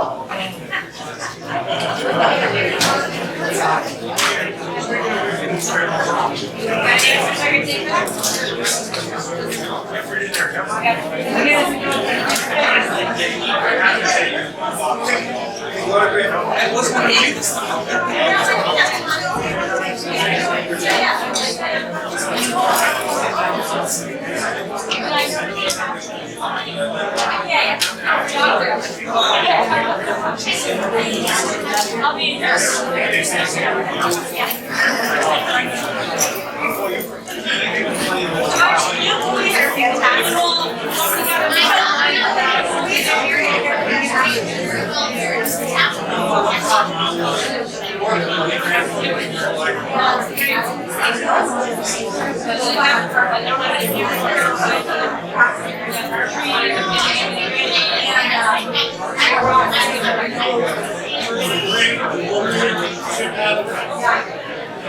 We didn't open it. I took pictures. I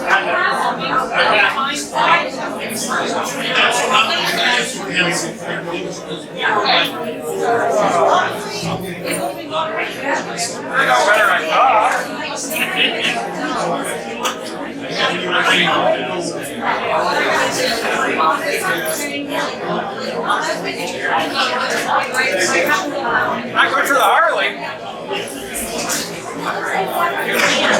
Look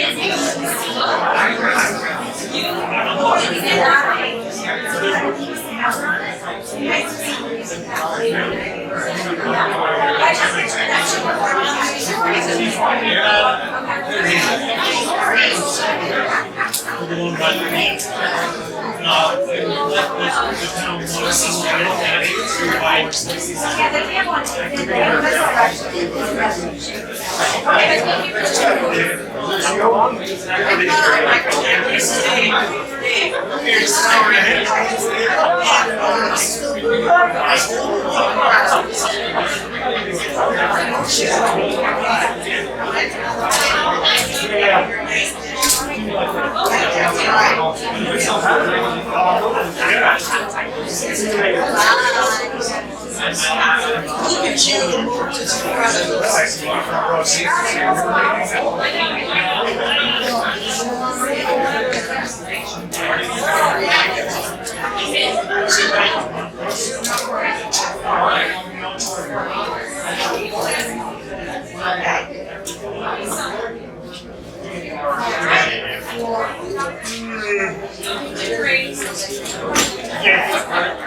John.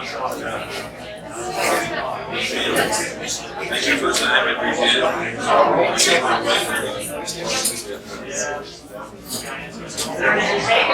are you? Good to see you.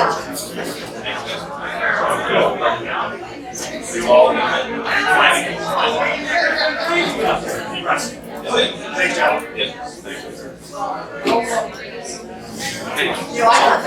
I shook everyone's hands, okay, you just. I didn't know it was your daughter. Feeling this big,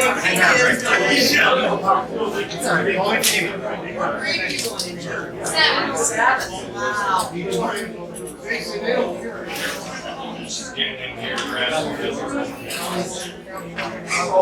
Oh, so you started? I started, yeah, you work for the state, right? Yeah, you guys get Tyler ready too. All right, if you have your attention, we'll go ahead and get the rest of the meeting started here, please. So now we're going to move to the reports from town officials and committees. I have very few reports tonight to mention. We're going to be working on scheduling, already working on scheduling the inspection, and then the aquatic water study. It needs to be done every 2 years. Quiet, please. And so that's really all I have tonight. So I will move on to the town board members, and we'll start with Deb. Curiosity, I was wondering who installed the dock on Spindle Road. Someone said they thought it was the canal. It was the canal board. Did we find out about the contract with them? As far as how much we paid? Natalie said it was about $2,000 for the information for it, but she didn't get back to me. Oh, So she's been in and out. so I'm just curious as to what we're paying them. Yeah, I think it's for use of the canal thing itself, the bank and the documents. That's all I have. Thank you. George? Yes, as far as Hadlock goes, we delivered the new booms to the association, which they appreciated. We're hoping to put the harvester on next week. The crew pretty much has the equipment up in good shape. We are thinking that it has been proposed, instead of keeping the harvester on the lake throughout the winter, this year we'll take it out and have it sandblasted and the deck painted and that, and under the bottom of the boat before we leave in the water, which I think is a very good suggestion. We'll have to see how things go. We know we got a lot of weeds on the north end, so as soon as we have a full crew, we'll be harvesting away, getting the weeds. That's it. Very good. Thank you, George. Gretchen? As far as the Office of the Aging goes, they are starting to serve meals again at the meal site in Kingsbury. There will be no county seniors picnic this year. And they will have no upcoming events until this fall. However, Queensbury seniors will have a picnic at the Idle Hour Restaurant on Thursday, August 12th, and anybody can go. And there'll be a lunch at the Fire Rock Restaurant on July 21st with the Kingsbury seniors. If you need help with rental assistance or the heat program, you can call the Office of the Agent for information. They are asking people to call a number that I have to take a survey on broadband coverage. The state thinks that Fort Ann has it covered very well, and we need to tell them that we don't. So if you are interested, call and take that survey. The beach is going to be open on July 25th. We'll get the ropes in. We've only got 2 lifeguards, so I'm still looking for more. If we don't get more, we may have to shorten the hours for being open from 12 to 6 instead of 10. You're going to get the porta potties and whatnot taken care of. The bike trail is being used, and it's very successful so far. We're continuing working, trying to get businesses in Fort Ann bike friendly and making Fort Ann itself a bike friendly town. So that's it's coming, and people will be coming. They love the bike trail. They're using it, seniors, everybody. So it's good news there. That's it. Okay, thank you, Gretchen. Michael? I have nothing. Nothing. All right, partner. So that brings us next to the town clerk. I gave a check to the bookkeeper, and unfortunately, I do not remember the amount, but it was higher than it was last month, so we're headed in the right direction. Thank you. Highway Superintendent. Been pretty busy, cutting some brush, doing some tree work, paved a mile over on the Madison Road. We did a few spots up on Buttermilk Falls, got some of our paving started. Last couple of weeks, got all kinds of rain, almost 5 inches in 5 days, so we're regrading some of the same spots over again. Mowing roadsides, West Fort Ann's been done. We started the county roads last Thursday and today. And we'll be headed over east, I would think, on Wednesday to start mowing on that side. And our grade owl is still not running. We waited for almost a month for parts, and parts showed up, and for some reason it's still not running right. It's a guessing game. There's no computer program that'll allow with the electronics and there's, I don't know, 4 different circuit boards, I don't know how many relays and whatnot. It's been a nightmare, and it still isn't running. We might end up leasing a piece of equipment for a few weeks to get some culverts and stuff done. We got money in the budget, we allow every year, because some years we use it, some years we don't. It looks like this year we're gonna have to. Other than that, everything's up and running, and so far so good. Very good. Thank you, Paul. Any questions of Paul? If not, we'll move on to the enforcement officer. Hey, everybody. Haven't seen you all in a while. So you got my report. You can see we're pretty busy with building permits. Some of these are permits that were never closed out from years prior, and the county's kind of going over all their files now, and they're pulling out the ones that never got closed out. So they're sending out the letters of violation that they didn't close it out, and then the people have to file, and so I've been taking care of some of those. But 16, that's a good number. A lot of phone calls, and so other than that, there's my report. Is there anybody got any questions? And I'm sure Sam's got a few questions. Yeah, I'd like you to bring us up to date, if you would, on the notice that you gave to Mr. Birch. So this is the issue with the fertilizer that was brought in to the town. It was shipped by Casella. Matter of fact, apparently they manufacture it, but they also do the shipping. And other areas, other towns have allowed it to be used. In our solid waste law, it is not usable because it's made from sewage. It's run from the sewage sludge, and it's put through their process. they tell everybody that that NCON approves it, that EPA approves it, that it's acceptable in other towns. But in our solid waste law, it says no byproducts from septic. No byproducts at all. This material is a concentrated material, has very, very bad smell to it. It smells like a real concentrated chicken poop. It's been out in the sun for a while. It's not very sick. Make you sick to your stomach to drive over there. Yeah, it's well. So, anyways, I went over to catch up with Mr. Birch. That would be Richard Birch over on Dewey Bridge. He had a big pile of it over there. Actually, had 3 different piles over there. And I tried to get him on Friday. Couldn't get him. It was a Friday, whatever day. I finally did catch up with him, and I asked him before I gave him this, which is the notice of violation order to remedy. I had a discussion with him to determine what he actually did with the material. And he told me that he spread it on his fields. So, in that, he not only was in violation of having it on his property, because it states in the law that you can't store it either, but you also can't use it on any crops or anything that's going to go through the food chain that comes back to the human. So he did. So he did spread it on his field, so I served him.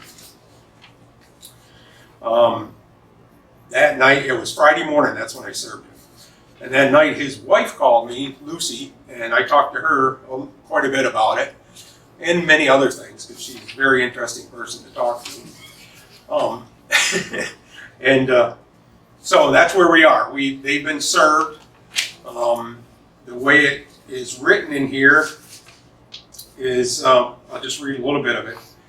The office has received complaints of the above referenced property being a violation of local law number 2 of 1990. And that was one of the other discussions I had with her, is that this law has been in place for 31 years. So somehow somebody should have known that you can't bring this material into the town.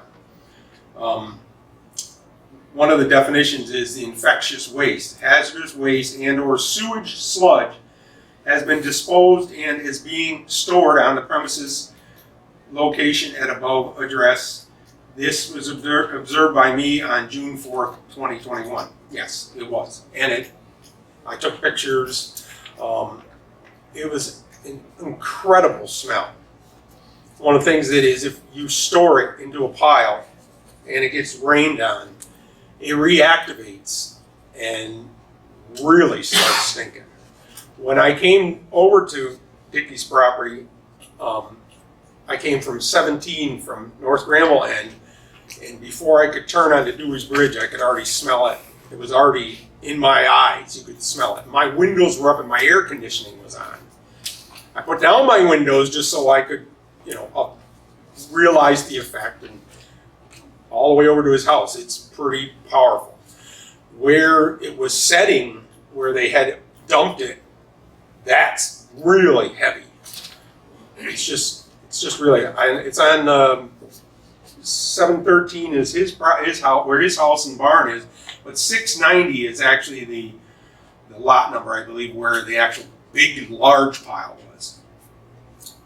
So it's something. I don't know, and it doesn't go away. That's the other thing. I talked to another farmer today who actually was in Hartford and said he used it 15 years ago. The town never knew he did, because the town of Hartford has the same law. But he said the same thing. You can't let it set in a pile. It has to be, as soon as it comes off the dump truck, it has to be spread immediately. And they use a special spreader. It's not, you can't use a manure spreader. It has to be like a fertilizer spreader. It's like little black grains of rice. Yeah, it looks like little mustards. Yeah, that's a better description. It's some powerful stuff. So anyways, the other day I also went by on Route 40, right on the edge of Fort Ann, there was another pile at somebody else's property. I got a hold of that person and he disposed of it. It was not put on the fields, and he will not be being served or anything for that, because he got rid of it. As soon as I called him, he got rid of it. How will that be tracked, as far as what happens to his property, where whatever grows there ends up? Well, I think that is part of the, you know, what's gonna happen through this, because technically, if he spreads it on hayfield, then he technically can't sell that hay or use that hay for cows. He could for horses or goats, something that's not gonna be eaten, not gonna be put in the food chain. But then again, that's another thing. How do you regulate that, you know? Because once you put bales of hay together, it's hard to tell the difference, you know. But, and again, it may smell different, so. Yeah. Now, is there anything from the Department of Agriculture? I mean, Agriculture hasn't said this. Well, the Department of Agriculture says it's usable material. DEC says it's usable material. EPA says it's usable material. They call it Class A, what is it? I can't remember the exact term. And it's just, this was in our law from 1990. So it's enforceable at the town level, but not beyond that. Right. Okay. Now, the reason that it's in there, and if you pull out our law, it quotes New York State Law 360, which has a very large section on human waste and where it can be used and how it can be used and how you administer it, all kinds of things. I'm kind of surprised that the EPA has, you know, kind of given into it, because this was never, you know, if you think about waste, septic systems, the whole bit, septic system for a house, it's all underground, you don't see it, it kind of becomes part of the land. But when everything gets pumped to one place and then it gets concentrated, then they run out of places where they can use it or send it, you know what I mean? The final product. So now they're trying to use it as fertilizer. It's very concentrated, very smelly. As I understand, this stuff can be packaged up and sold in stores as fertilizer, but it's supposed to be for just landscaping. That's how it's supposed to be marked on the bag, just for landscaping purposes only. Right. Okay, anything else, Mark? Any other questions, Mark? Okay, very good. Let's move on to new business. So 5.1A, open RFPs for 2021 pilot now.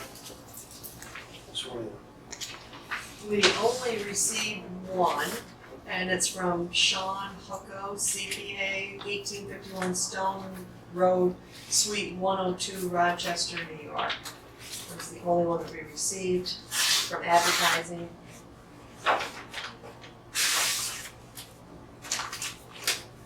Then one says sealed cost proposal for professional auditing services. Open that up.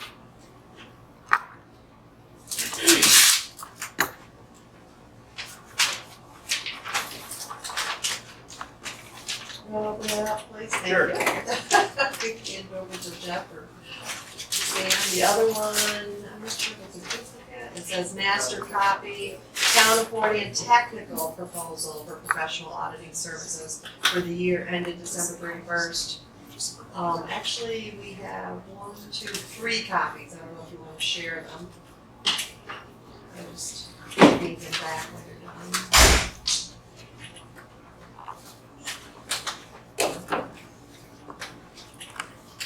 They're different. Well, they're different. Yeah, one is just cost, the other is essentially a resume. So, who has a cost?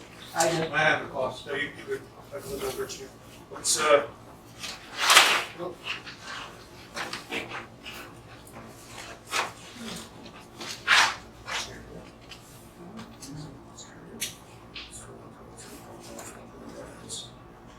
so this appears to be $10,000 for both fire departments.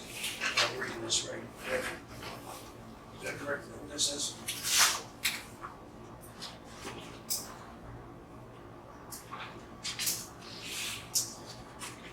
Yeah, it's a not to exceed price.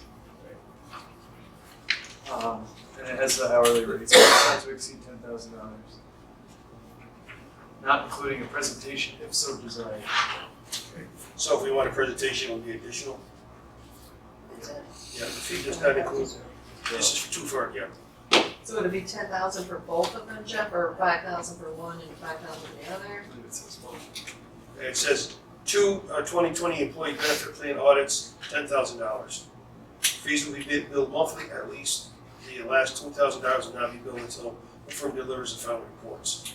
The fee does not include an in-person presentation. If an audit presentation requested, it will be an additional cost. A Zoom video conference can be presented for free of charge.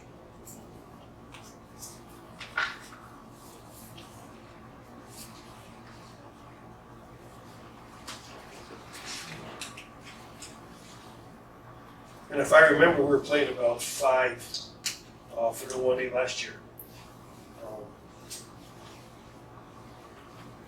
So what are we thinking? We want to move ahead with this? We've only had the one that has applied. We need to get their audit done here sooner than later. And hopefully we paid last year. What do you think, Deb? Did you say it was 5,000 last year? Yeah. And it's 10,000 next year? Well, this is for 2 of us, $5,000 apiece last year for each one of us. Oh, okay. So it's the same, okay. So it's the same. Roughly, it's roughly, we'll take a few dollars. Ah, yeah. I'm in big. All right, Okay. can I have a motion? I'll make that motion. Second. Motion is that we'll accept the bid of Shad Hucko CPA LLC. Okay, so that's resolution 50 of 2021. So it's Deb that made the motion? Deb made a motion. Okay, and who seconded? George. Okay, thank you, George. This is a roll call. Councilman Sexton? Yes. Councilwoman Starr? Yes. Councilman Smith? Yes. Councilwoman Witherell? Yes. And Supervisor Hall? Yes.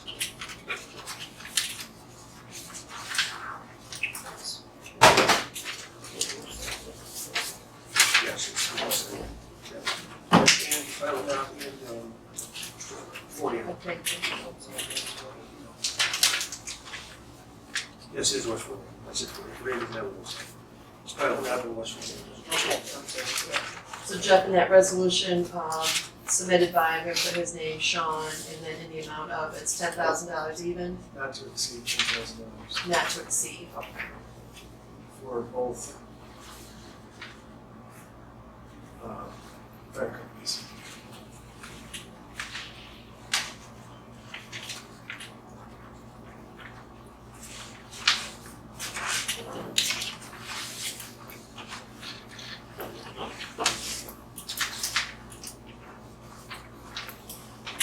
Okay. And then we're all set there. We're at 5.2. That's me. That's you. I don't know if I came on the right night or not. I'm real scared right now.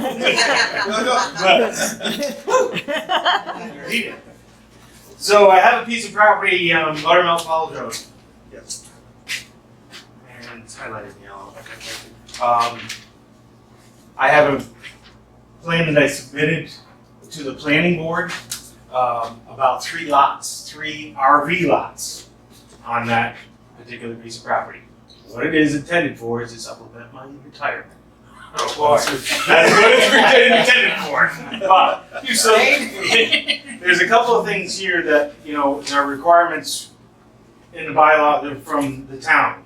And what you were requesting, what your articles read here are 50 by 50 lots, which are 2,500 square feet. I was proposing a 30 by 50 lot, which even exceeds New York State Department of Health requirements. They only require 1,250 per lot. And you're requiring 10 feet space between lots. and actually I'm doing 20 feet between lots. I'm gonna put in, the other, thing was, you're requiring a public telephone. And in order for the town board or the planning board to move forward, you need a variance for that. I think we're a little outdated for public telephones, I don't know. I guess we can go down to Stewart's and use one, I guess there's one in Stewart's, but that's the only place I know of. So with that, these are all the things that I was looking for variances for, so that the planning board could move forward with what my proposal was, and then I can contact the Department of Health and move forward with them. So those were the things that I was looking for in this, in the variances. It's just the lot size. The other variances that are needed is public restrooms and washrooms and showers. And on that sketch I have, there's 2 bathrooms. Okay. Showers are not required by the State Department of Health, according to 73.14. That's not required. The dump station and water is required to each site, and his and her bathrooms, or whatever you want to call them. And of course, the well has to be inspected too for that. But showers are not required, or with changing rooms, which you are requiring here, but it's not required. So everything that I have on there is per specs of the Department of Health. So, 2,500 square feet is a lot of space. Has this gone before the planning board? They won't let me do it until you do. He appeared and was referred here. Yeah. To get all the variances. So And I don't want to go back through that whole scenario next month and come back this month, and it just takes a lot of time. And, I mean, it's not a big project. It is, I guess. It's going to cost me a lot of money, but in the same token, it's intended for nothing over 29 feet as far as RVs go. And what I'm targeting is the people that are working from their vans, those Mercedes-Benz vans and stuff. That's what I'm targeting for, the people come into the area, go up, hike upstairs, come back down, and get out. That's what my intent is. And I don't want, there will be rules and regulations about nobody past 10 o'clock at night. That type of stuff, so.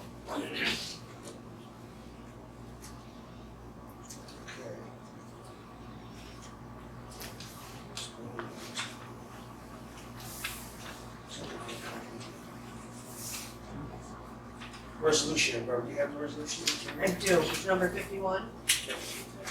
51 is the 5 point. Yeah, this one doesn't. This is a different one. Oh, this is a different one? Yeah, I didn't do a resolution for a Yeah, variance.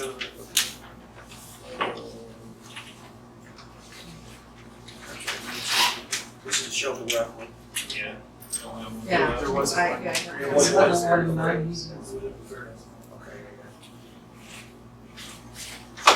So do we have a motion to move this request for the variance to the planning board to approve it? So he's asking for a waiver variance sketch application for a trailer park. There would be a waiver from the technical requirements contained in the mobile home local law, specifically lot size, public telephone, the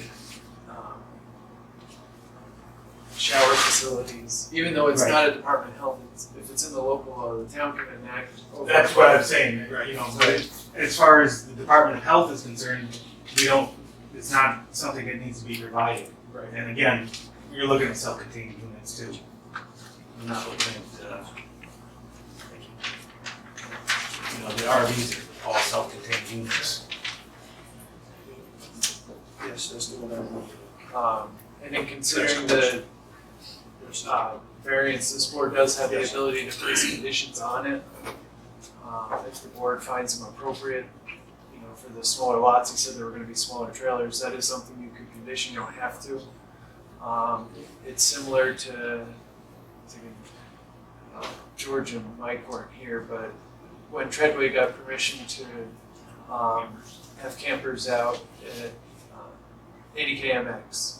We got variances for that because you put in the washroom, but they all don't have all the hookups and everything else that are required.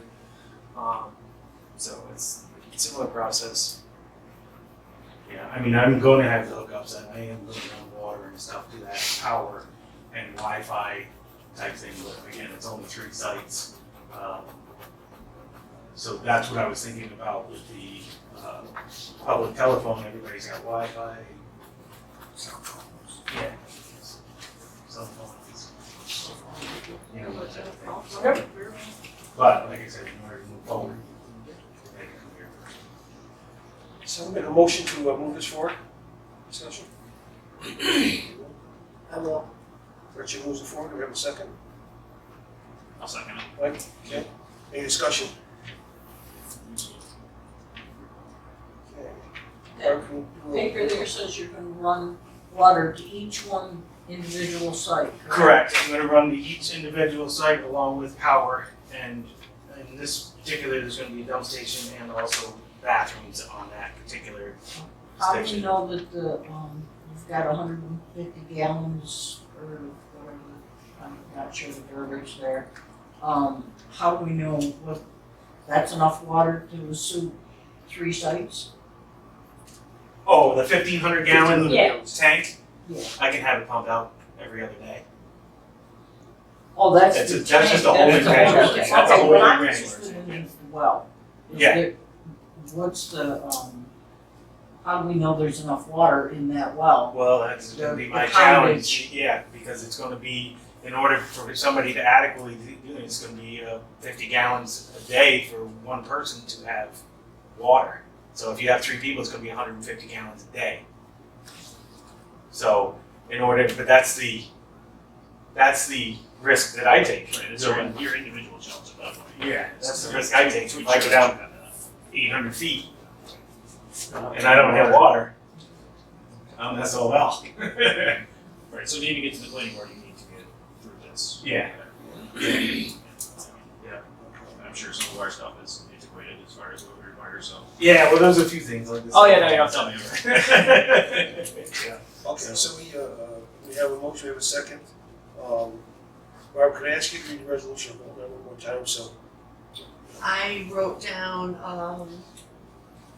Scott Priest waiver from technical, including lot size, public phone, shower facility. Is that, Yeah. is that everything we need, okay? Resolution to grant the variance from those technical All right, requirements. is there any further discussion? Barb, can we do a roll call on this one? We sure can. Councilman Sexton? Yes. Councilwoman Stark? Yes. Councilman Smith? Yes. Councilwoman Withrow? Yeah. And Supervisor Paul? Yes. Okay. Perfect, We're all set, my friend, okay? When's the next planning board meeting? 2 weeks from tonight, at the town hall, 7 Okay. PM. Unless you're gonna cause a commotion, we have to move it Can over you leave here. copies? No, no. That's why I'm in back going, oh, boy, this is not good. We said that when you first got here. Yeah, We need the sketches. okay. I don't have copies of it. I mean, I can't make copies. Okay. But, Can you, I can get you copies. please? Absolutely. Thank you. yes. And just have them bring them to me? Yes, please. Yeah. Sure. Yeah. Okay. Thanks a lot. I appreciate it. Okay. To the rest of the planning board. All right, so let's see. Resolutions, 520120. Accept proposal for qualified certified public accountants. We did. We did 50. Yeah, we did 50. Okay. We're on 51. Yeah, 51. Authorize supervisor to execute contract with New York State DEC. New York rate shelving, rock parking lots, trash collection, and Rape Daisy Clearing Road. This is something probably just we do this every year, right? This Yeah, is- last year we didn't get to do it with COVID and budgets and all that. The year before, I think we've done it 2 years. That worked out well. Very good. Okay, we have a motion to accept this. I'll make that motion. If makes it, we have a second? Gretchen seconds, is there any discussion? All in favor, say aye. Aye. Opposed? Carried. Okay. And we'll bring us down to executive session. Oh, sorry. That takes us down to the executive session, and and, It's a public discussion. I did. I think we're all talked out tonight. Well, I'm gonna put that you all. Unless Bill or Chad have something, Bill, I forgot Bill was here. So at 8:09, we opened public discussion. Does anyone have anything from the public that's left here who wants to speak? Liv, you got something for us? Liv, you got something? something? Hold back. Unload on us, do it, come on, come here. You know what, Sam, I do have something to say, I just hope that this local law, that they have some, you know, that it's fair for everybody, you know what I mean, and not singling the, whatever those people's name was, those people, and even the regular lake people, even the locals that live there, and the local renters themselves, you know what I mean, I hope all that's taken into consideration, that's all. That's why it's in a draft. Okay? That's why it says draft on it, so we can get some input. And you have to have, to go somewhere, you have to have a road map. I know, Or GPS, or whatever the case may be, okay? Because the name was used, it wasn't singled out, but that happens to be the largest business that we have in that type of rental situation, okay? And so that's why that was put in there. That was only my 2 cents, but yeah. I understand. You'll be asking for your 2 cents back when the meeting's over, I know. With interest. With interest, exactly. Exactly. Okay. All right. Okay, is there any other public discussion? Sheila, have something? Pretty sure. Why would you sit through this? Be tortured like this. Learning experience. All right, you're good. Not a problem. Not a problem. Very good. All right, so I guess we're time for a little discussion. I have we closed public discussion at 8:10. Okay. I see no reason to go into executive session at this point in time, unless somebody else wants to go into executive session. We did get some stuff. Jim has given us an opportunity to read. Yeah, it's just comments on the local one. So we'll take a look at those. Okay. So unless somebody else has something, I think we're going to take a motion to adjourn. So, thank you.